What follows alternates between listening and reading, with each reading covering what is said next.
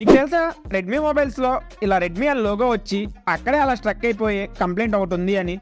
దీనికి సొల్యూషన్ మన దగ్గర ఉంది. వీడియోని సేవ్ చేసుకొని ఎండ్ వరకు చూడండి.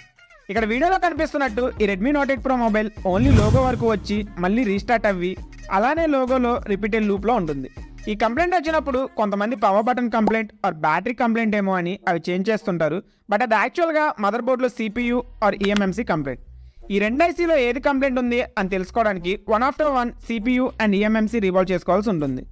కస్టమర్ మనకి మొబైల్ ఇచ్చాక యాజ్ యూజువల్గానే 1 డే టైం చెప్పాము.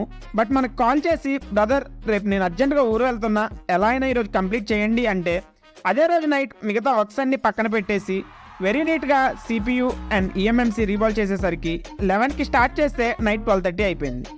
అన్నీ చెక్ చేయడం కోసం కస్టమర్కి ఆ టైంలో ఫోన్ చేసి పాస్వర్డ్ అడగాలా వద్దా అని ఆలోచిస్తూ వాట్సాప్లో మెసేజ్ చేశాము అండ్ హీ రిప్లైడ్.